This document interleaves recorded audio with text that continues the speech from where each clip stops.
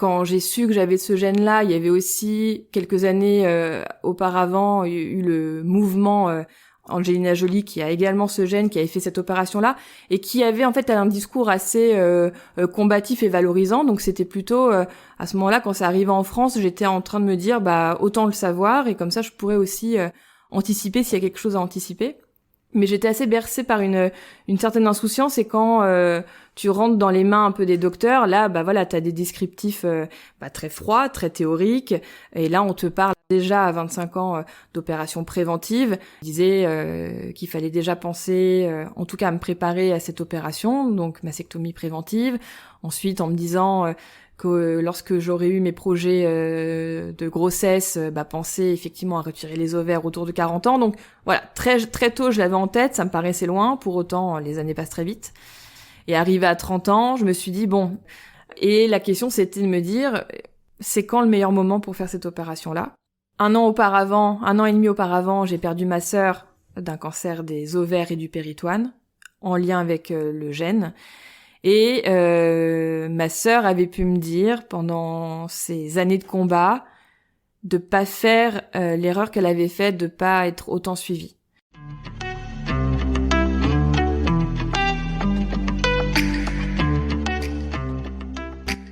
Bonjour et bienvenue sur Ouvrir la boîte, le podcast où on parle santé mentale. Moi c'est Canel, votre hôte, et dans chaque épisode, je donne la parole à une personne concernée par un trouble de santé mentale, une neuroatypie, ou ayant connu une épreuve de vie difficile. Il ou elle vient nous raconter son histoire, témoigner, sans phare et sans tabou. Car la santé mentale, ce sont les concernés qui en parlent le mieux, et il est temps de leur donner la parole. Aujourd'hui, je reçois Morgane pour parler mutation du gène BRCA, cancer du sein et de l'ovaire et mastectomie préventive. Les mutations des gènes BRCA1 et BRCA2 sont des altérations génétiques qui augmentent significativement le risque de développer certains types de cancers, notamment le cancer du sein et de l'ovaire. On estime aujourd'hui que 2 femmes sur 1000 seraient porteuses d'une telle mutation. Ces mutations peuvent être héritées de manière autosomique dominante, ce qui signifie qu'il suffit qu'un seul parent, que ce soit la mère ou le père, soit porteur pour que l'enfant ait un risque d'être également porteur. En France, les personnes porteuses de ces mutations peuvent bénéficier d'une surveillance précoce et régulière pour détecter tout signe de cancer. Elles peuvent également faire le choix d'une mastectomie préventive et ou d'une hystérectomie préventive, autrement dit une ablation chirurgicale volontaire des seins et ou de l'utérus, afin de grandement réduire leur risque de développer un cancer. Il est important de noter que toutes les personnes porteuses de mutations BRCA1 ou BRCA2 ne développeront pas nécessairement un cancer, simplement leur risque d'en développer un est accru et bien plus élevé que la population générale. Morgane a 33 ans, elle est porteuse d'une mutation du gène BRCA1. Morgane a appris qu'elle avait cette mutation lorsqu'elle avait 25 ans, et depuis cette date, elle fait l'objet d'un suivi médical très spécifique. À 31 ans, elle a aussi décidé de subir une opération préventive, une mastectomie prophylactique, afin de réduire drastiquement ses risques de développer un cancer du sein. Dans cet épisode, Morgane nous raconte la découverte de cette mutation génétique au sein de sa famille, le suivi médical dont elle a fait l'objet par la suite, sa difficile décision de subir une mastectomie préventive, ainsi que tout son parcours opératoire. Et bien entendu, nous parlons aussi santé mentale, et Morgane évoque comment elle a pu protéger sa santé mentale pendant toutes ces épreuves.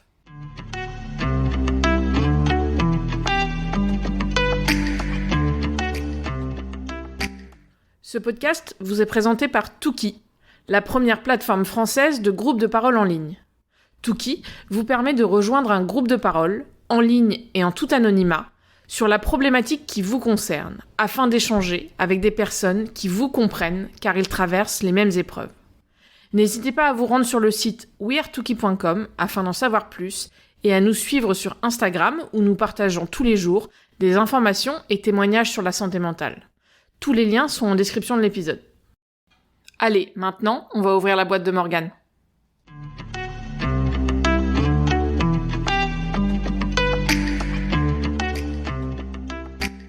Bonjour Morgane, merci beaucoup d'être avec nous aujourd'hui pour témoigner. On va parler du gène BRCA. Pour commencer, est-ce que tu peux déjà te présenter rapidement ? Bonjour Canel, ravie d'être présente avec toi aujourd'hui. Je m'appelle Morgane, j'ai 33 ans, je travaille dans le milieu des ressources humaines et de l'innovation sociale. À 25 ans, à la suite d'une prise de sang génétique, j'apprends que je suis porteuse du gène BRCA1, gène qui accroît considérablement les risques de développer un cancer des seins et ou des ovaires. Pour commencer, est-ce que tu peux nous en dire un peu plus sur comment tu as appris que tu avais cette mutation ? Donc j'ai eu connaissance de ce gène finalement assez tardivement dans la famille. Donc il y a 2 BRCA, il y a le 1 et le 2. Pour ma part, je suis mutée du gène BRCA1. Et on a eu vent de ce gène il y a quelques années via en fait ma cousine paternelle qui avait elle-même perdu sa maman d'un cancer du sein dans les années 90, quelques semaines avant ma naissance. Et avant ses 30 ans, ma cousine a eu un cancer du sein. Elle a raconté cette histoire à son médecin qui la suivait à l'époque. Et le médecin a fait tout de suite le lien avec sa mère. Et il lui a parlé de cette mutation génétique. Elle a fait la prise de sang qui s'est révélée être positive. Et à ce moment-là, moi j'avais une dizaine d'années, elle en a parlé aux filles de la famille en disant qu'elle avait ce gène et que c'était génétique et que ça se transmettait. Et les chances de transmission étaient de l'ordre d'1 sur 2. Donc à cette époque-là, j'avais encore une fois une dizaine d'années. Donc c'était un sujet qu'on suivait de loin. Et à 25 ans, j'ai décidé de faire cette prise de sang génétique qui s'est révélée être positive. Est-ce que tu peux nous en dire un peu plus sur ce que tu as ressenti quand tu as appris que tu avais cette mutation ? Alors à l'époque, donc j'avais 25 ans, ma cousine avait eu 2 cancers du sein successifs qu'elle a su combattre. Et vers 24-25 ans, le sujet est revenu sur la table parce que ma demi-sœur, qui avait 16 ans d'écart avec moi, avait fait également cette prise de sang qui s'était révélée être positive. Donc elle était porteuse du gène BRCA1. Et c'est à ce moment-là qu'on s'est dit, est-ce que moi aussi, en tant que demi-sœur, on a le même père, est-ce que je suis porteuse ou non du gène ? Donc j'ai fait cette prise de sang à ce moment-là, donc j'avais 25 ans. Et de prime abord, je l'ai bien abordé dans la mesure où, malheureusement, en fait, je n'ai jamais connu ma tante. Et ma cousine avait eu effectivement 2 cancers du sein jeune, mais elle s'en était tirée. Ma sœur était porteuse du gène BRCA1 et à l'époque, elle n'était pas malade et en bonne santé. Donc j'avais l'impression que c'était un gène qui était existant, mais qui n'avait pas encore fait trop de ravages. Donc je l'ai pris de manière plutôt positive à ce moment-là. D'accord. Oui, t'étais plutôt rassurée d'être au courant, de savoir que tu l'avais et d'être prise en charge. C'était pas encore une sentence extrêmement négative. C'était pas une sentence négative et j'ai eu même un discours rassurant envers mon père qui lui n'avait pas du tout cette approche-là parce qu'il avait perdu sa sœur à cause de ce gène. Sa nièce, du coup ma cousine, avait eu ce cancer également et j'étais quand même une des premières à le rassurer parce que mon père avait le sentiment qu'il m'avait donné la vie et qu'en fait, en m'ayant transmis ce gène, il m'avait également donné la mort. C'était des mots très brutaux que mon père a su me dire au téléphone, mais je pense par manque de recul, et j'étais une des premières à le rassurer en lui disant « mais je préfère le savoir plutôt effectivement que ça me tombe sur le coin de la figure et que je ne sois pas préparée, parce qu'une fois que tu sais que tu as ce gène-là, tu tombes en fait totalement dans les mains là de la médecine et d'un suivi qui est très poussé, alors avec ses chances et ses travers dont on pourra parler, mais je me suis dit, là je le sais, j'avance en connaissance de cause, et ça restait encore très flou à ce moment-là. Je m'étais dit, je vais suivre un protocole, et si je dois déclarer une quelconque maladie liée à ce gène-là, ça sera pris à temps. D'accord, donc t'as jamais regretté avoir passé ce test, te dire finalement j'aurais peut-être préféré vivre dans l'ignorance plutôt que savoir que j'avais ce gène. Je pense que je l'ai pris vraiment de cette façon-là, mais il y avait une partie en moi qui était assez insouciante et en même temps qui voulait savoir. En revanche, effectivement, quand tu rentres dans ce protocole-là, on te sort des chiffres à l'appel et là, les chiffres commencent à te faire un petit peu peur. Alors déjà, tu comprends qu'il y en a très peu en France. Quand j'ai su que j'avais ce gène-là, il y avait aussi quelques années auparavant eu le mouvement Angelina Jolie qui a également ce gène, qui avait fait cette opération-là et qui avait en fait un discours assez combatif et valorisant. Donc c'était plutôt à ce moment-là, quand ça arrivait en France, j'étais en train de me dire autant le savoir et comme ça je pourrais aussi anticiper s'il y a quelque chose à anticiper. Mais j'étais assez bercée par une certaine insouciance, et quand tu rentres dans les mains un peu des docteurs, là, voilà, t'as des descriptifs très froids, très théoriques, et là, on te parle à 25 ans d'opérations, déjà à 25 ans, d'opérations préventives, et là, effectivement, tu te prends une pluie d'informations qui sont assez anxiogènes, mais tu te dis, j'ai 25 ans, c'est pas pour tout de suite. Est-ce que tu peux nous décrire un peu ce qui s'est passé une fois que tu as eu ce gène? C'est-à-dire que tu dis que t'es rentrée dans un protocole, qu'est-ce qui se passe exactement? Alors, j'avais 25 ans quand j'ai su que j'étais porteuse de ce gène, donc c'est une prise de sang avec un temps de réponse qui est relativement long. J'ai eu la chance d'être accompagnée à ce moment-là quand j'ai su que j'avais ce gène par une excellente amie dont je tairai le nom, mais j'ai été accompagnée, et en fait, le gène était positif sur le BRCA1, donc mini précision, le BRCA1, il est les pourcentages en fait d'avoir un risque de cancer du sein est un petit peu plus élevé que les personnes qui ont le BRCA2. Donc je fais partie de la famille BRCA1. Et une fois que j'ai su que j'étais porteuse de ce gène-là, j'ai été tout de suite envoyée à l'hôpital Tenon, qui a un dispositif de suivi des femmes à haut risque de cancer. Donc typiquement, ça a été les premiers pas pour moi à l'hôpital Tenon, où j'ai rencontré plusieurs médecins, et là, j'ai commencé à prendre conscience un petit peu que c'était pas à prendre à la légère, parce que déjà, tu mets un pied dans le milieu hospitalier, donc c'est déjà un petit peu anxiogène, et puis tu es dans une salle où il y a vraiment marqué sur la porte suivi des personnes à haut risque de cancer. Donc là, déjà, tu rentres dedans, et tout de suite, tu te sens pas trop concerné encore. Tu dis, j'y vais, je suis le protocole, mais voilà, je suis pas malade, tout va bien. Et ensuite, on t'expose justement les différents risques, que là, effectivement, tu as 25 ans, et tous les ans, tu feras une IRM mammaire, suivie d'une échographie mammaire. Ensuite, on te dit que vers 30 ans, à ces 2 examens qui sont annuels, on ajoutera également une mammographie. Pour autant, il faut pas faire la mammographie trop tôt, parce que c'est quand même des rayons. Donc en fait, là, on est bercé par un double discours, où on met énormément de choses sur la prévention, et en même temps, pas trop, parce que même la prévention avec les rayons, etc., peuvent, à la rigueur, parfois entraîner des cancers dans le moyen terme. Donc voilà ce qui s'est passé, et j'ai commencé annuellement, du coup, à faire ces IRM et ces échographies mammaires. D'accord. Donc t'étais très prise en charge, t'avais un check-up annuel. Qu'est-ce que tu ressentais lors de ces check-up annuels? Dans quel état ça te mettait? Comment t'arrivais à faire face à tout ça? Au tout début, je les prenais bien, mais parce que j'y allais un peu la fleur au fusil en me disant il y aura pas de sujet, et je fais ça pour me rassurer, mais il y a pas de sujet. J'ai 25 ans, je suis jeune, et en fait, du coup, les premières IRM se passaient bien.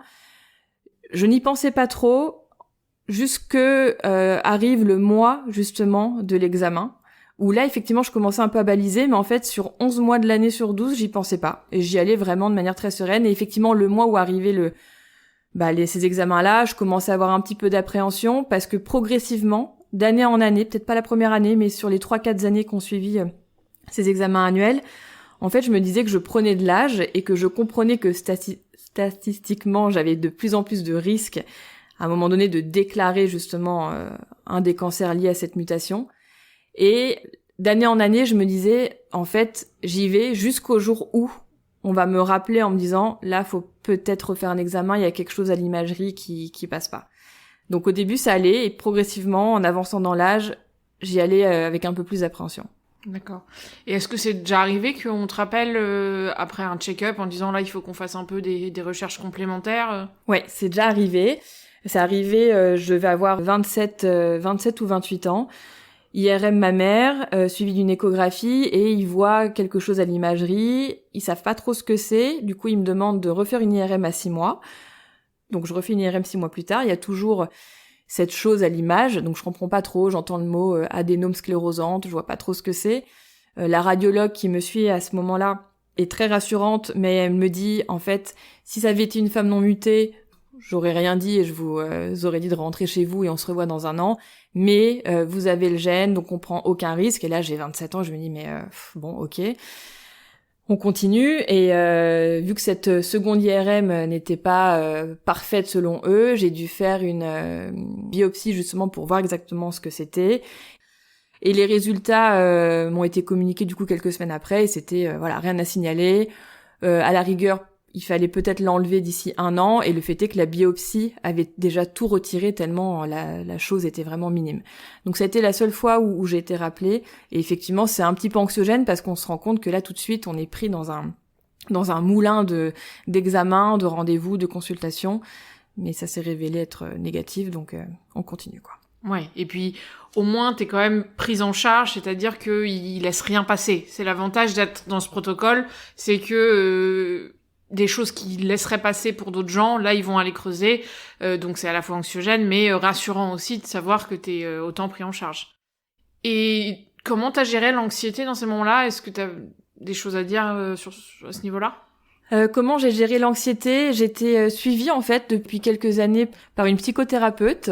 Et en fait, j'ai très très vite parlé de ce gène à cette professionnelle et on faisait beaucoup d'exercices où elle me projetait en me faisant imaginer en fait un gène. Et en fait, moi, spontanément, j'imaginais le gène comme quelque chose, comme un ADN, vraiment une succession de gènes. Et elle me disait de voir un gène en bonne santé. Et de le voir limite très lumineux et de me convaincre aussi que j'étais en bonne santé et que ça allait. Et elle me disait vraiment d'aller faire ces examens-là dans un unique but qui était celui de me rassurer. Alors que moi, j'avais tendance, justement, avec les années, à me dire « j'y vais, mais il y a un moment, on va me dire que. » J'ai cette épée de Damoclès au-dessus de la tête, voilà. Et ça a été un réel travail, mais vraiment de visualisation, où elle me disait « fais-toi confiance, tu es en bonne santé, voilà, vraiment, nourris-toi de ça. » Et j'ai réussi, tant bien que mal, à gérer cette anxiété en me disant que j'étais en bonne santé, que j'y allais pour me rassurer et pas pour attendre le verdict et me convaincre que j'avais une bonne étoile au-dessus de la tête. Il y a 1 an, tu as fait une mastectomie préventive. Peux-tu nous en dire un peu plus sur ce sujet ? Donc le 26 janvier 2022, date de mon opération, donc on appelle ça une mastectomie prophylactique, donc ça veut dire qu'effectivement c'est préventif. Et je l'ai fait, j'avais 31 ans. Et il y a plusieurs facteurs qui m'ont poussée à faire cette opération. Déjà, je prenais de l'âge. Et encore une fois, on est bercé par les statistiques. Quand on est pris en charge en matière de BRCA1, on nous dit qu'en fait, il y a un pic exponentiel d'avoir un risque d'attraper le cancer des seins ou des ovaires à partir de 30 ans. Et en fait, de 30 à 50 ans, chaque année, je prenais des pourcentages de risques supplémentaires pour arriver à un plateau un peu entre 50 et 60 ans. Quand une femme non mutée, c'est totalement l'inverse. Donc j'avais ça en tête, qu'on m'avait déjà un petit peu rabâché à l'hôpital dès 26 ans, où à 26 ans, j'avais eu un discours, encore une fois, très théorique sur le gène, où on me disait qu'il fallait déjà penser, en tout cas à me préparer à cette opération, donc mastectomie préventive. Ensuite, en me disant que lorsque j'aurais eu mes projets de grossesse, penser effectivement à retirer les ovaires autour de 40 ans. Donc voilà, très très tôt, je l'avais en tête, ça me paraissait loin, pour autant les années passent très vite. Et arrivé à 30 ans, je me suis dit, bon, j'étais avec le compagnon avec qui je suis aujourd'hui, et la question c'était de me dire, c'est quand le meilleur moment pour faire cette opération-là ? 1 an et demi auparavant, j'ai perdu ma sœur d'un cancer des ovaires et du péritoine, en lien avec le gène. Et ma sœur avait pu me dire, pendant ces années de combat, de pas faire l'erreur qu'elle avait faite, de pas être autant suivie. Donc j'avais plusieurs facteurs. J'avais cette phrase de ma sœur qui m'a accompagnée tout le long, et de me dire quel était le meilleur timing en fait pour faire cette opération-là. Et j'en ai parlé à ce moment-là à ma gynécologue, puis à ma radiologue, qui m'ont donné en fait 2 noms de médecins, de chirurgiens assez renommés. Et je leur avais demandé quel était le meilleur timing. Et en fait, elles n'avaient pas trop d'avis, sachant que j'ai été animée par le meilleur moment, ça sera ton moment en fait. Ça sera ta décision qui te permettra de choisir le bon moment. Avec justement, en étant cohérente avec les chiffres, avant un projet, après un projet de grossesse. Et en fait, les choses se sont accélérées parce que j'ai eu ces 2 noms différents. J'ai vu un premier médecin avec qui ça s'est bien passé, mais je n'ai pas eu un feeling humain extraordinaire. Et pour autant, ça m'était essentiel pour pour faire cette opération, alors que j'étais saine et pas en mauvaise santé, donc c'était aussi une démarche où il fallait que je me sente accompagnée par le médecin. Et j'ai ensuite, quelques jours après, rencontré le deuxième médecin chirurgien cancérologue, et là, ça a été un déclic.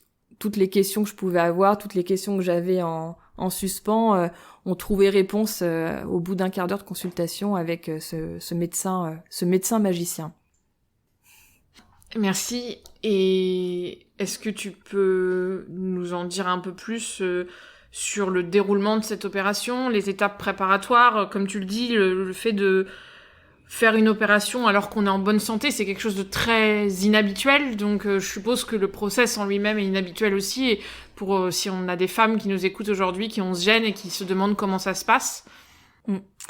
Quand je suis allée voir ce médecin, donc c'était à l'Institut du Sein, et en fait les échanges que j'ai eu avec ce médecin, quand je dis qu'ils m'ont confortée, c'est parce que j'étais la première à lui dire à ce moment-là, en fait là je viens vous voir, mais c'est contre-naturel pour moi parce que je vais vous demander, je vous pose des questions sur une opération alors que tout va bien.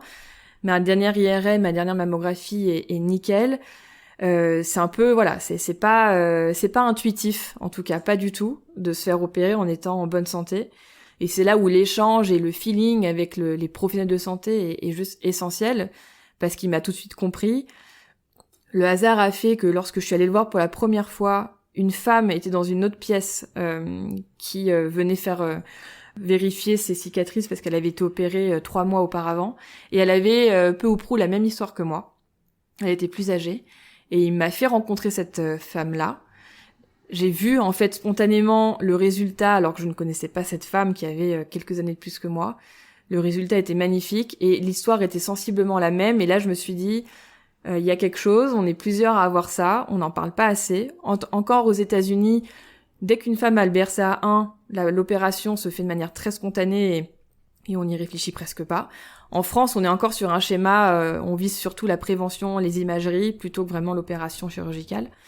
Et en fait, en parlant, je me suis dit que c'était effectivement le meilleur moment, et parce qu'il m'a généré une confiance spontanée, où il m'a dit des choses qui ont fait écho en moi, où il était très conscient que les femmes, et même les hommes, parce qu'on parle beaucoup des femmes, et les hommes peuvent aussi avoir le gène BRCA1, mais étaient des personnes qui de base étaient du coup très informées, parce que avant de le voir, j'avais lu je ne sais combien d'articles médicaux sur cette opération-là, les pour les contre, avec des photos qui pouvaient être plus ou moins choquantes, parce que les opérations ne sont pas toujours réussies.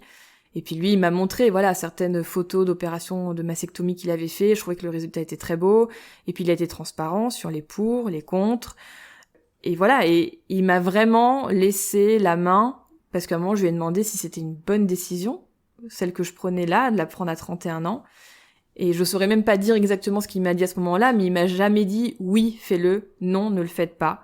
Il m'a juste répondu, et en fait, le cheminement s'est fait tout seul. Et quand je suis sortie de là, de l'Institut du Sein, je me suis dit, mais ouais, c'est le bon moment. C'est le bon moment, et au deuxième rendez-vous, ma mère m'a accompagnée à ce deuxième rendez-vous, et il m'a redonné, voilà, les statistiques, il m'a décrit comment l'opération se déroulerait, l'arrêt de travail que ça supposait, donc c'était 2 mois d'arrêt, quelles étaient les suites opératoires, les éventuels risques. Il est allé jusqu'à me montrer à quoi ressemblait un drain lorsque tu fais une opération comme ça. Il m'a montré des prothèses que j'ai pu toucher. Enfin voilà, ça a été vraiment très pratico-pratique. Et à ce deuxième rendez-vous, je suis sortie avec une date d'opération. Et là, ça a été très concret. Qu'est-ce que tu as ressenti à ce moment-là ? Alors j'étais avec ma maman, du coup. Et en fait, quand on est sorti, il y avait eu énormément d'informations à ce moment-là. On est sorti avec ma mère. Et ma mère, voilà, elle a été la première à me dire « Mais t'es sûre que c'est pas trop tôt ?» Je dis pas que c'était un déni pour elle, mais pour elle, c'était pas possible que sa fille de 31 ans fasse une opération. Et en plus, quand on dit le mot mastectomie, ça fait peur. Voilà. Je le vois bien quand j'en parle. C'est pas une je vais me faire opérer des seins. Non, je vais faire une mastectomie. Donc, il y a une réappréhension. Et je pense d'autant plus quand t'es accompagné de ta maman. Et en fait, on est sorti de l'Institut du Sein. Je pense qu'on a fait 10 pas. Et voilà ce qui s'est passé. Là, je le fais en direct live, c'est génial. C'est que j'ai fait 10 pas et je me suis rendu compte là que c'était concret. Et en fait, je me suis arrêtée J'ai pris dans mes bras et on a pleuré toutes les deux. Mais on a dû pleurer, je pense, même pas 5 secondes.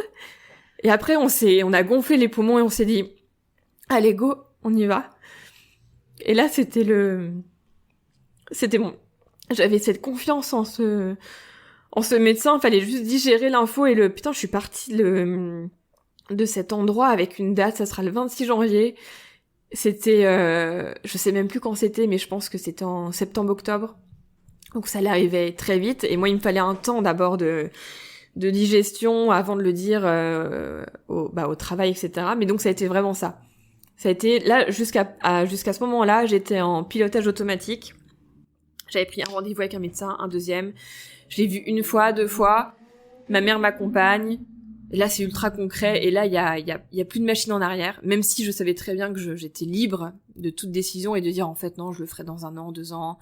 Non, j'attendrai d'avoir un enfant, 2 enfants. Et donc voilà. Mais au fond de moi, je savais que c'était, il y avait le côté, je vais pas faire machine arrière, là j'y vais quoi.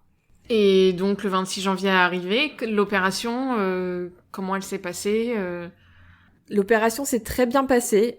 Très sincèrement, j'en garde aucun traumatisme, si ce n'est oui l'angoisse quand t'arrives à la clinique, mais j'étais accompagnée de mon compagnon. Et en fait, j'ai été prise un peu en retard, donc en fait c'est là où t'as le temps de faire le vélo dans ta tête, est-ce que c'est maintenant, qu'est-ce que je fais, etc. Mais en fait, très vite, le chirurgien est venu me voir, j'ai repris une douche où je me suis lavée, bétadinée, etc. Et ce médecin est arrivé, et en fait, je peux pas décrire la relation que j'ai avec ce médecin, mais il arrive, je me sens bien, en fait. C'est ça qui est assez incroyable, c'est que il est rentré dans ma petite chambre de clinique, et puis là, voilà, il a re-regardé ma poitrine, puis là, on est dans les séries américaines qu'on devine, il prend son marqueur, il me dessine sur la poitrine, je me dis mais qu'est-ce qu'il est en train de faire, mais je vais ressembler à quoi? Et puis voilà, il me décrit un peu comment ça va se passer, que il y a eu un peu de retard dans le bloc précédent, mais que voilà, genre à 13h30, c'est parti, on y va. Et ben en fait, ce que j'ai beaucoup apprécié, c'est que le brancardier est venu à toquer à ma porte. Et je pensais en fait m'allonger dans un lit et partir en étant allongée. Et en fait, ça s'est passé autrement. J'ai marché en fait à côté du brancardier jusque dans l'ascenseur. J'ai été en fait actrice de mon opération jusqu'au bloc. Parce que j'étais... moi, dans ma tête, je me suis dit, ok, donc ils me mettent pas dans un lit à me pousser alors que je peux très bien marcher. Bah non, justement, je peux marcher, j'y vais. J'ai marché à côté... J'ai embrassé mon compagnon, on s'est dit bon à plus, à ce soir, vraiment de manière très très légère, comme si j'allais juste acheter du pain et revenir. Et dans l'ascenseur, cette personne m'a demandé qui m'opérait, donc j'ai dit le prénom et le nom du médecin. Il m'a dit vous faites opérer par le meilleur d'entre tous. Hop, je descends, j'arrive et puis là je vois une énorme salle, mais je dirais qu'elle faisait 20 mètres carrés. Et je vois ce lit au milieu, puis je vois une infirmière, 2 infirmières, mon chirurgien, l'anesthésiste que j'avais vu 2 semaines avant. Enfin, je vois plein de gens, je vois 4 ou 5 personnes, et je me dis, 4 ou 5 personnes pour moi. Et donc, je m'allonge. À un moment, je tourne la tête à gauche, je vois ma dernière mammographie qui est posée, donc là, je vois mes nénés sur cette radiographie. Et puis là, il me branche de partout, il me parle, mais ça se passe très bien. Je sens énormément d'apaisement. Vraiment, j'ai pas de palpitations, je me sens déjà détendue. Très vite, il m'installe la perf pour l'anesthésie. Et là, l'anesthésiste me dit, voilà, vous allez partir tout doucement. Et à ce moment-là où il me dit ça, je lui dis, oui, mais je crois que je suis déjà en train de partir et je crois que je finis pas ma phrase à ce moment-là. Et je me réveille 4h30 plus tard. L'opération a duré 4h30. Je me réveille dans une salle, mais le souvenir est très très flou parce que je pense que je suis encore sous les effets de l'anesthésie. Un médecin vient me voir, il me demande si je suis douloureuse. Je sais que je réponds oui, pour autant j'ai aucun souvenir de la douleur, mais je sais que je réponds oui. Et voilà, je sais plus ce qui se passe, mais à un moment je me réveille, je suis dans ma chambre. J'ai mon portable qui est pas très loin, je vois que ma Charlotte sur les cheveux est posée sur mon épaule, mais là je suis totalement dans le vague. Et je vois juste un mot de mon compagnon qu'il a laissé sur la boîte des bas de contention que j'avais dû mettre pour les 4h30 d'opération. parce qu'en fait, à partir de 20h, les visiteurs devaient partir.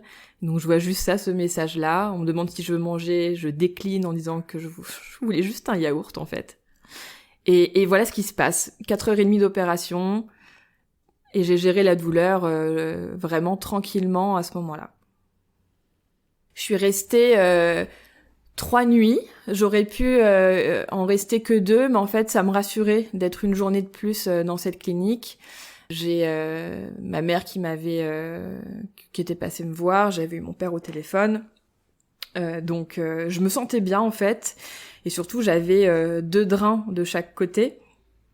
Et en fait j'espérais pouvoir rentrer chez moi uniquement avec un drain de chaque côté, et c'est ce qui s'est passé, parce que je rendais plus suffisamment le liquide. Donc quand je suis partie chez moi, du coup 3 jours après, j'avais un drain de chaque côté, donc j'étais un peu plus légère pour rentrer chez moi. D'accord, et donc là, comme tu dis, tu avais 2 mois d'arrêt, 2 mois pour te remettre de cette opération, donc de tout ton suivi opératoire. Est-ce que tu peux nous en dire un peu plus sur toute cette période ? Alors mon suivi, ça s'est bien passé, j'en garde vraiment un souvenir qui est pas du tout désagréable. Une douleur qui était gérable, qui était plutôt une douleur presque associée à des douleurs musculaires, dans le sens où quand j'étais allongée, il fallait qu'on m'aide à me redresser. Donc je dormais beaucoup assise. J'avais une infirmière qui venait tous les jours vérifier les pansements. Au bout d'une semaine, on m'a retiré mes 2 autres drains. Donc là, j'étais totalement libre de mes mouvements. Et surtout, j'avais une présence quotidienne, infirmière, ma mère, mon amie qui était là.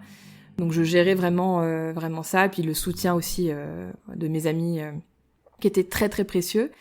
Mais j'ai pas eu de complications, si ce n'est une petite réaction où j'ai dû prendre des traitements, parce que j'ai eu un moment un petit pic de fièvre. Mais le lendemain, j'étais à la clinique Bizet, ils m'ont regardé sous tous les angles. Voilà, j'ai fait une petite réaction. Je saurais même pas trop dire ce que c'était, mais c'était vraiment un épiphénomène. Et j'avoue très vite en fait que le résultat de l'opération, moi, me plaisait visuellement. Donc là, j'étais assez douloureuse, mais je me disais, en fait, modulo les cicatrices, faut prendre le temps. Visuellement, je trouvais ça très beau, alors que j'avais pu voir d'autres images, j'avais pu voir également la poitrine de ma cousine qui s'est fait, qui a eu cette même opération, mais elle, post-cancer, post-radiothérapie, où les résultats, effectivement, étaient beaucoup moins harmonieux que ce que j'avais. Et en fait, le visuel, je vois les cicatrices, mais le rendu était beau. Des belles suites, en tout cas opératoires, et ensuite s'en sont suivies 20 séances de kinésithérapie, où j'ai retrouvé ma mobilité, et non, ça s'est vraiment très bien passé. Et oui, comme tu disais, finalement, les choses ont beaucoup évolué ces dernières années sur les opérations, que ce soit post-cancer, mais surtout préventif. Corrige-moi, mais moi j'avais entendu par exemple que parfois tu pouvais perdre tes tétons, et c'est plus du tout le cas aujourd'hui. Il y a eu vraiment une grande évolution à ce niveau-là. Ouais, tout à fait. En fait, quand tu fais une mastectomie, alors préventive, prophylactique, donc ça veut dire vraiment tu es sain, enfin tu n'as pas de cancer. C'était une de mes premières questions, c'était mais est-ce que je garde mes tétons ou pas ? Est-ce que si je ne les garde pas, est-ce que je fais le choix de ne pas en avoir ? Ou bien de faire du tatouage, ou bien une reconstruction. Et en fait, les 2 chirurgiens que j'ai vus m'ont dit non, maintenant, dans la plupart des cas, on fait en sorte de garder l'aréole et on garde vraiment le téton. Donc là, moi, j'ai mes 2 seins avec mes 2 tétons. Et du coup, je pense qu'aussi dans l'acceptation, c'est aussi certainement moins traumatisant. Tu perds en sensibilité, ça c'est indéniable. C'est plus du tout la même chose qu'avant. Mais en fait, toutes les choses qui sont à gagner, à ce moment-là, ça fait partie aussi des pour et des contre. C'est que visuellement, les photos que j'avais pu voir me confortaient dans le choix où oui, j'aurai cette cicatrice, mais elle ne m'est pas traumatisante. Et j'ai fait ce choix effectivement de réduire mes risques à 5% versus 70% d'avoir un cancer du sein. Et oui, j'ai fait également une croix au-delà de la sensibilité, qui était vraiment le cadet de mes soucis à la rigueur. J'ai fait une croix sur l'allaitement possible. Mais voilà, c'était les pour et les contre, et finalement, c'était vite vu, en tout cas pour moi. Et depuis l'opération, tu entretiens quelle relation avec ton corps ? Est-ce que ça a changé les choses ou pas tellement finalement ? Eh bien, quand tu fais les séances de kiné, t'as une personne qui vient malaxer tes prothèses, les rendre beaucoup plus souples. Donc là, ça t'aide beaucoup déjà à prendre conscience de ton corps, parce qu'à ce moment-là, moi-même, je touchais peu ma poitrine. Alors non pas que je n'aimais pas, mais j'étais encore très dans la protection et voilà, je mettais la crème cicatrisante, mais ça s'arrêtait là. J'osais pas encore vraiment les toucher. Et quand t'as un professionnel qui les touche devant toi, qui te dit comment les masser ensuite quand tu es tout seul, bah tu te réappropries ton corps à ce moment-là. Donc il a fallu que j'attende quand même la kiné pour retoucher ma poitrine et ne pas avoir peur en fait de la malaxer sans me dire je vais me faire mal ou je vais faire une torsion de la prothèse. Enfin vraiment tu penses à des choses dont tu sais pas. J'osais pas dormir sur le ventre. Au début c'était pas du tout agréable. J'avais l'impression de dormir sur 2 galets.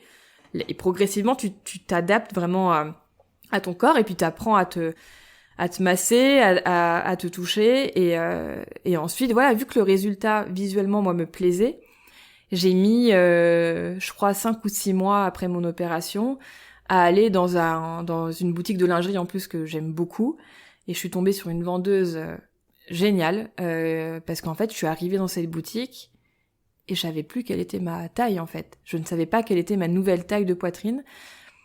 Et j'ai raconté mon histoire de manière très accélérée à cette vendeuse qui, encore une fois, il n'y a pas de hasard, sa maman était en plein cancer du sein, donc elle savait très bien de quoi je lui parlais. Alors je lui ai dit que moi c'était prophylactique, donc j'avais pas été malade, mais j'avais fait ça pour anticiper quelconque cancer du sein.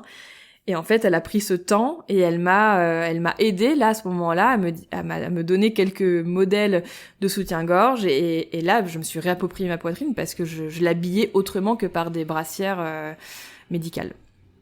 Et est-ce qu'il y a quelque chose en particulier que tu voudrais dire à quelqu'un qui a également cette mutation BRCA 1 ou 2 et qui pense à se faire opérer, qui hésite, qui a des doutes? Ce que je dirais à cette personne-là, c'est de s'écouter et de faire en sorte d'avoir confiance au corps médical et de pas hésiter en fait à avoir 1, 2, 3 médecins. Moi, j'en ai vu un premier. Je savais que techniquement, il était brillant. Je l'avais vu, j'avais lu des articles sur lui. Mais humainement, il me manquait un truc. Et quand j'ai vu le second médecin, en fait, c'est là où tous mes doutes se sont envolés. Sachant que ce deuxième médecin m'a dit, à ce moment-là, voyez d'autres confrères que moi. Ne voyez pas uniquement que moi. Et je lui avais dit, mais j'ai déjà vu quelqu'un et puis voilà, j'apprécie le discours que vous avez et que vous m'amenez. Donc j'irai à ces personnes-là, en fait, de pas hésiter à pas s'arrêter comme moi, je me suis arrêtée pendant 1 ou 2 ans à juste lire des choses sur Internet, etc. Après, si je l'ai pas fait avant, c'est que j'étais pas prête. C'est que j'ai eu ma gynécologue qui m'en a parlé. Et surtout ma radiologue qui m'en a énormément parlé et qui a eu aussi le discours qui moi me parlait en me disant bah oui Morgane, oui, bah ouais, les seins c'est ok, c'est sympa, mais dans l'absolu enfin voilà, va voir aussi un chirurgien, moi j'en connais un super. Elle m'a vraiment dédramatisé le rapport aussi avec la poitrine tout simplement. Elle a dédramatisé vraiment ce discours-là en me disant mais voilà, il y a des choses qui sont très belles, qui sont faites. Va voir les professionnels. Et il m'a fallu du temps, hein. Il s'est pas passé 2 semaines, je pense qu'il s'est passé au moins plusieurs mois avant vraiment de passer la porte. Et une fois que ça devient concret, c'est là où je pense qu'il y a un effet accélérateur ou pas. Et après, tout dépend aussi de là où, à quel moment de vie est la personne qui pense à faire l'opération que j'ai faite, par rapport effectivement à des projets ou pas à grossesse, par rapport à ses choix. Mais je pense que ce que tous mes médecins m'ont dit à ce moment-là, ils m'ont dit t'as pris la bonne décision parce que c'était la tienne. Et je pense que c'est vraiment le message qu'il faut faire passer aux gens. Il faut être lucide des risques, mais il faut être vraiment aussi lucide de ce qu'on est prêt à faire et à quel moment. Alors effectivement, il y a toujours la course contre la montre, il y a toujours peut-être un moment qui est plus opportun ou pas, mais il faut surtout se lâcher aussi un peu la grappe et s'écouter et prendre plusieurs avis. Je pense que ça a été moi déterminant d'avoir 2 avis et il y a un moment il y a eu un déclic. Il y a un déclic mais qui a été lié aussi à l'humain que j'avais en face de moi. Et finalement, en t'écoutant, je me dis qu'on peut conseiller aux gens d'aller voir un chirurgien pour poser leurs questions et avoir leurs réponses, même si elles se disent que c'est dans 6 mois, 1 an, 2 ans. Ça n'empêche pas de faire un premier rendez-vous pour poser ces questions et avoir les choses au clair et ensuite réfléchir dessus. Tout à fait. En fait, c'est le luxe que j'ai et que l'on a, parce qu'il y a d'autres femmes qui sont dans ma situation. Là, le luxe qu'on a, c'est d'être en bonne santé. Et donc, on a ce luxe d'avoir de se dire j'ai le temps et je suis pas dos au mur parce que j'ai un cancer et que le cancer est en train de prendre du terrain, gratter du terrain. Et justement, c'est de se dire là j'ai le temps de me poser. Après ce temps, effectivement, on sait pas de combien de temps il est justement par définition.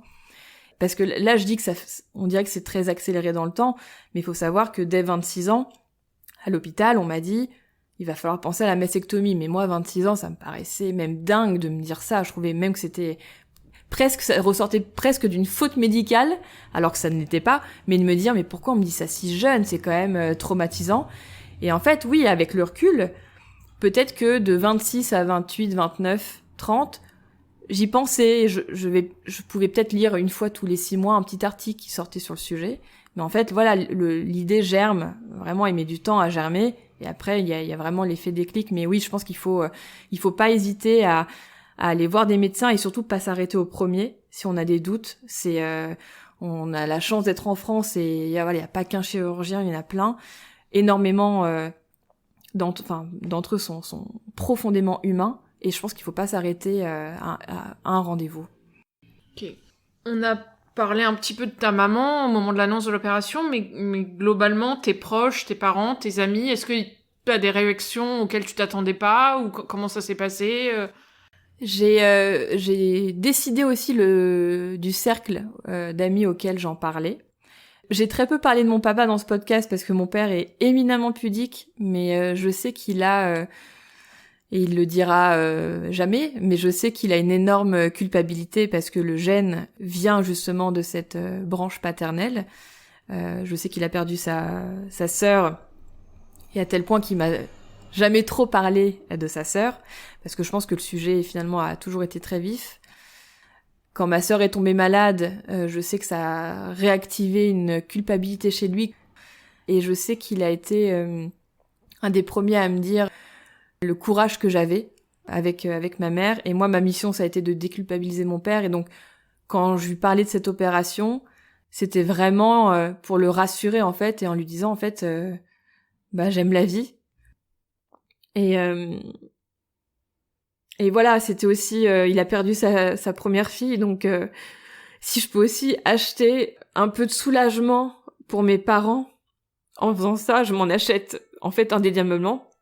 De les savoir bien fait que je vais bien. Et donc voilà, j'ai vraiment essayé de dédramatiser la chose avec mon père. En revanche, effectivement, toutes ces précautions oratoires, je les ai pas prises forcément avec mes amis avec qui je peux dire les choses de manière beaucoup plus libre. J'ai choisi vraiment le cercle de mes amis à qui j'en parlais. Forcément, ça allait être des amis avec lesquels je suis les plus proches.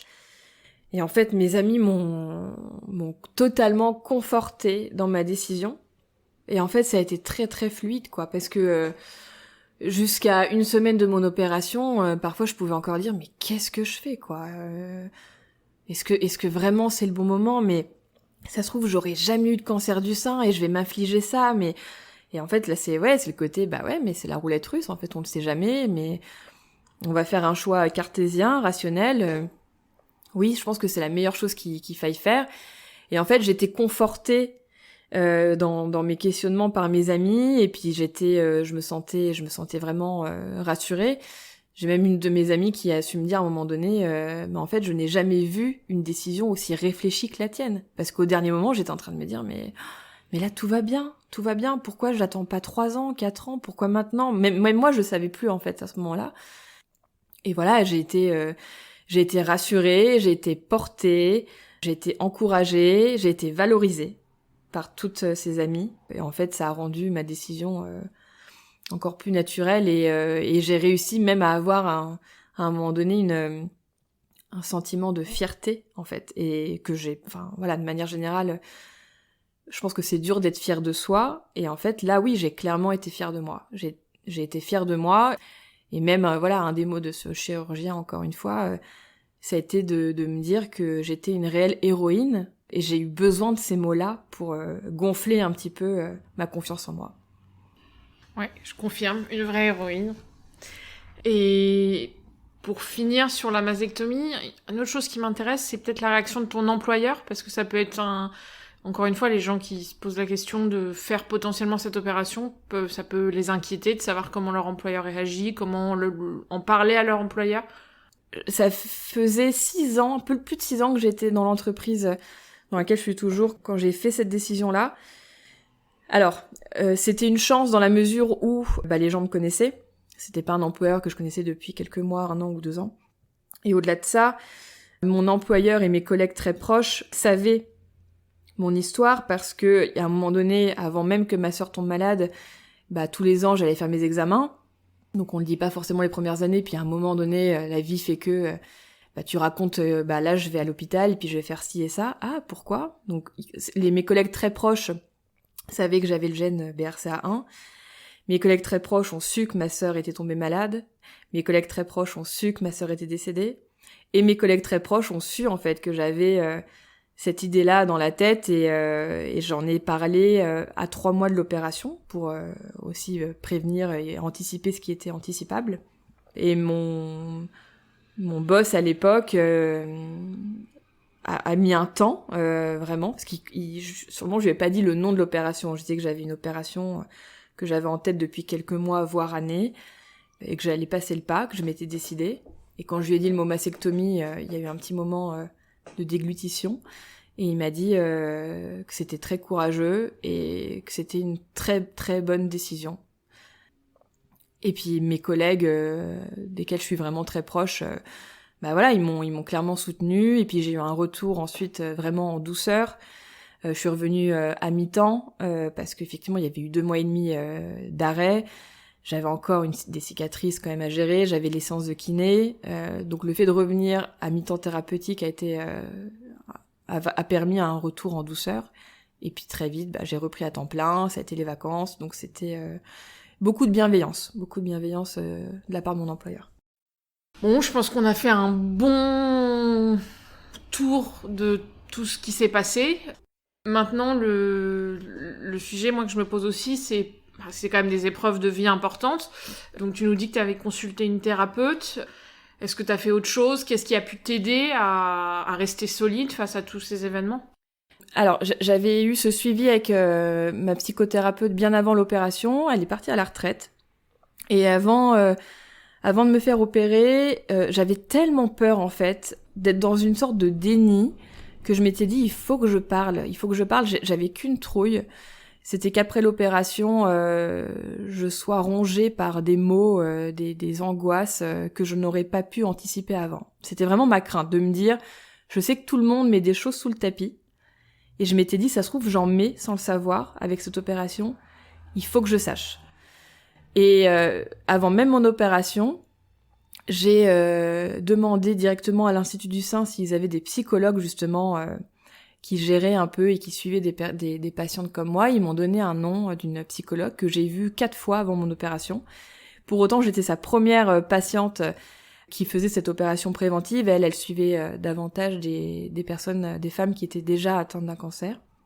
Et donc je l'ai vue 3, 4, 5 fois, je crois. Et en fait, je lui avais dit ça, j'ai peur de me rendre compte de quelque chose après coup. Et en fait, on parlait, et en fait, elle m'a convaincue que cette décision, elle était très mûrement réfléchie de ma part et qu'il fallait que je me fasse confiance. Et c'est là où j'ai réentendu, votre décision, c'est la meilleure parce qu'elle est vôtre. Elle est votre décision, donc c'est la meilleure, faites-vous confiance, vous savez déjà tout. Et en fait, ça m'a permis d'aller, je pense, encore plus sereinement à cette opération. Et l'opération s'est bien passée, et pareil, je me suis dit, il faut que je parle de ce qui s'est passé, parce que 2-3 jours après l'opération, quand je suis rentrée chez moi, alors je dormais beaucoup les après-midi, je faisais des siestes, moi qui n'en fais jamais, et en fait, je pleurais tous les jours. Tous les jours, en fin de journée, je me mettais à craquer littéralement, mais sans avoir aucune raison. Vraiment, je me mettais à avoir les larmes qui me montaient aux yeux. Quand j'allais à la cuisine me servir un verre d'eau, je me mettais à pleurer. Je me suis mise à pleurer à un moment donné parce que ma mère m'a regardée et m'a dit « T'es belle ma fille ». Je me suis mise à pleurer. Et je me suis dit « Non mais là c'est pas possible, qu'est-ce qui se passe ?» Et en fait je pense que c'était le contre-coup de l'opération, des soins, mais je pensais à rien de particulier, il fallait juste que je pleure. Et à ce moment-là, j'ai une amie qui m'a parlé de la sophrologie. Je me suis dit, ça, je connais pas, pour le coup. La psychologie, je connais. La sophrologie, je connais pas. J'ai été voir une sophrologue à qui j'ai raconté toute cette histoire et on a fait pas mal d'exercices de visualisation. Ça m'a aidé, mais j'ai pas eu l'impression d'avoir eu envie de continuer. Et que finalement, c'était là, à moi, là, à ce moment-là, de m'approprier mon corps et si l'envie me venait de contacter quelqu'un, je le ferais, mais ultérieurement, pas tout de suite. De toute façon, je pense que d'une manière générale, ça reste assez sain. Il fallait que ça sorte. C'était un peu ce que tu ressentais, il fallait que ça sorte. C'était un trop-plein des mois, du stress emmagasiné. Maintenant, c'était fait, le résultat te plaisait. Et il fallait faire le deuil de cette période aussi. C'est ça. Si des proches de personnes ayant la mutation, s'étant fait opérer ou considérant se faire opérer, ou même étant juste à la période des check-up annuels, nous écoutent, qu'est-ce que tu aimerais leur dire aujourd'hui ? Comment est-ce qu'ils peuvent aider leurs proches qui vivent ces expériences ? Alors, dans un premier temps, je dirais à ses proches de s'assurer que la personne qui a cette mutation génétique soit au courant, au-delà de je suis porteuse du gène, soit au courant vraiment de ce que ça implique et de ce que ça impose par la suite. Après, il y a de grandes chances qu'une personne qui sait qu'elle a un gène soit suivie par l'hôpital et ait des rendez-vous comme moi j'ai eu. Mais le premier conseil, c'est de savoir, voilà, j'ai le gène, c'est quelles sont les conséquences. Sans être dans un climat anxiogène et alarmiste, mais juste, voilà, avoir des informations froides. Et c'est important aussi, de voir l'arbre généalogique et comment se sont déroulés les éventuels cancers dans la famille, mais d'essayer d'avoir un certain recul en tant que proche sur les conséquences de ce gène-là. Et ensuite, pour une personne qui accompagnerait une autre personne qui déciderait de se faire opérer, moi j'ai une citation, alors je pense pas qu'elle soit de moi, ou alors ça serait génial, on connaît tous l'expression prendre le taureau par les cornes. Souvent on associe le cancer à un crabe, et en fait, avant même mon opération, j'ai eu cette phrase en me disant, mais là je prends le crabe par les pinces. Et c'est de se dire, j'ai cette chance de savoir que j'ai une épée de Damoclès au-dessus de la tête et je peux contourner quelque chose que je pensais insaisissable via ces opérations-là. Et c'est ces messages-là, en fait, qui, je pense, à mon sens en tout cas, sont réconfortants et qui permettent justement aux femmes majoritairement de passer le pas et d'avoir confiance en elles. Est-ce que tu as des ressources qui t'ont aidé ? T'as parlé d'articles scientifiques, mais peut-être aussi des livres, des films, des comptes Instagram. Comment toi tu t'es tenu informé sur ces sujets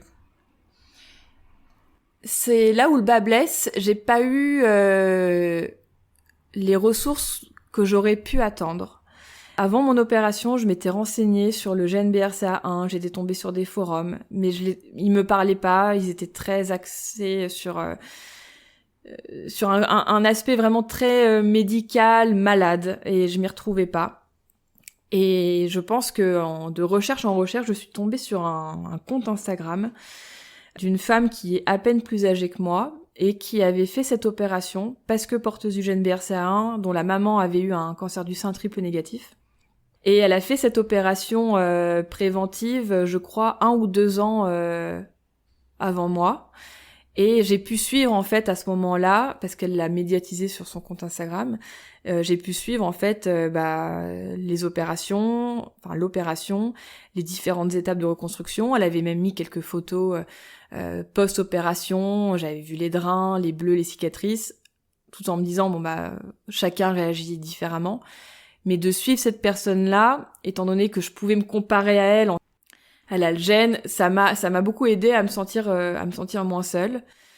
Je l'ai dit un peu plus tôt, mais quand j'avais été voir mon médecin et qui m'a montré justement cette femme qui avait également ce gène-là, spontanément, il m'avait mis en relation avec elle. Et elle était consentante à ce qu'il me communique son numéro de téléphone. Et je lui avais écrit justement en espérant qu'elle me réponde. Et en fait, moi, j'espérais de manière très légère qu'on puisse se voir autour d'un café, qu'elle me parle de l'opération, et je lui ai fait ce message-là. Elle m'a pas répondu et c'est totalement son droit et je lui en veux certainement pas, mais ça montrait bien à ce moment-là mon envie et mon souhait de pouvoir parler à des gens qui me comprenaient et pas que mes amis qui n'ont pas le gène ou pas que mes parents qui me comprenaient, qui me portaient, mais qui pour autant n'étaient pas à ma place. Et j'avais ce besoin à ce moment-là, mais que j'ai su trouver un peu via le compte Instagram, mais ça reste du virtuel. J'ai pas rencontré cette personne-là, on s'est pas eu au téléphone. Voilà, j'avais juste une visibilité sur sa vie à ce moment-là. Et c'est ça qui m'a manqué, et j'ai pu lire effectivement des livres, mais c'était des livres de femmes qui avaient eu un cancer du sein, donc c'était encore autre chose. Donc voilà, très peu de témoignages, ou alors c'était des témoignages de gens qui étaient déjà malades. Ça m'a quand même aidé dans l'opération de la mastectomie, mais c'était pas, ça collait pas exactement à ma réalité que je cherchais à ce moment-là. Je pense que c'est pour ça que t'as voulu témoigner aujourd'hui, pour laisser un témoignage pour toutes les femmes qui pourraient être dans ta situation. Tout à fait. Et en plus, je me rends compte que je prends presque plaisir à parler de cette opération parce que j'ai besoin, en fait, que ça soit su, même envers des personnes qui n'ont pas cette mutation génétique, et de dédramatiser et vraiment favoriser cet accompagnement et de se dire, voilà, c'est pas catastrophique, c'est pas alarmant, on est en 2023, il y a des belles choses qui sont possibles, et il faut y aller, en fait, il faut en parler, et il faut surtout dédramatiser quand on peut le faire. Bon, on arrive sur la fin de ce podcast. Est-ce que tu as un autre message particulier que tu souhaites faire passer aujourd'hui ? Pas de message particulier, juste bienveillance. On est notre meilleure boussole interne, et il faut pas du tout le négliger. Il faut s'écouter, se faire aider, accompagner, et poser les bonnes questions aux bonnes personnes, mais vraiment, encore une fois, ta décision, si c'est la tienne, c'est la meilleure. Tu es ta propre boussole. Merci Morgane, merci pour ce témoignage. J'espère qu'il pourra aider d'autres femmes concernées par ce gène et qui se posent peut-être encore beaucoup de questions.